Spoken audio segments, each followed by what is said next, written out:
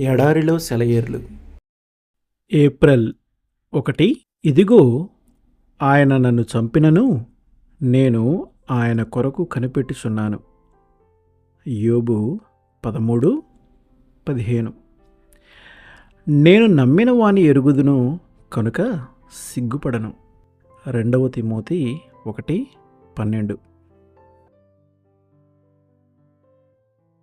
నా నావలన్నీ విరిగి తెరచాపలు చిరిగి నిరర్ధకమైన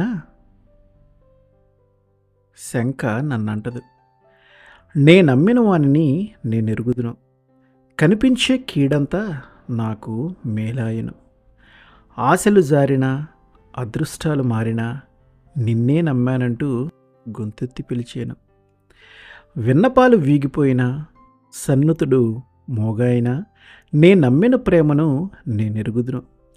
నేనర్రులు చాచే ఈవులు ఇవ్వకపోయినా కళ్ళల్లో కన్నీళ్లు సుళ్ళు తిరిగినా భావనలలో ఎగసిన విశ్వాస హోమం భారమైన దూరమైన ఆయనకే అర్పితం.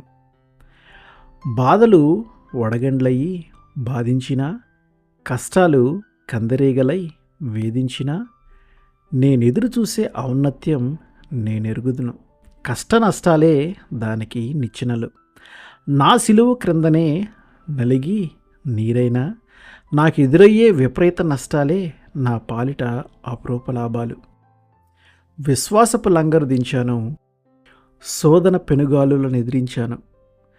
తొనకదు బెనకదు నా ఆత్మనావ. మృత్యుసాగరపు తీరం చేరేదాకా నా మనసు నా తనువు ప్రకటించాయి అందరి వీణులు విందుగా.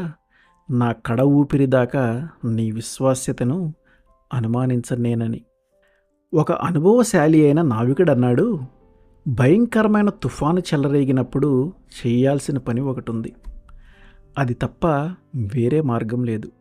అదేమిటంటే ఓడని ఒక దిక్కుగా నిలిపి అది అక్కడే స్థిరంగా కదలకుండా ఉండేలా ఏర్పాటు చేయటం. క్రైస్తవుడా, నువ్వు చేయవలసింది ఇదే. పౌలు ఉన్న ఓడ పెను తుఫానులో చిక్కుకున్నప్పుడు చాలా కాలం సూర్యుని కానీ నక్షత్రాలను కానీ చూడలేకపోయిన అనుభవం నీకు సంభవించవచ్చు. ఇలాంటప్పుడు ఒకటే దారి, ఇది తప్పనిసరి. నీ తెలివితేటలు నీకు తోడురావు, గతంలోని అనుభవాలు సహాయపడవు. ఒక్కోసారి ప్రార్థనల వల్ల కూడా ఓదార్పు కనిపించదు. ఇక మిగిలింది ఒకటే దారి, ఆత్మను ఒక దిశలో స్థిరంగా నిలిపి అటూ ఇటూ కొట్టుకుపోకుండా చూసుకోవటమే. క్రీస్తు దిశగా ఆత్మనావను లంగరు వేయాలి.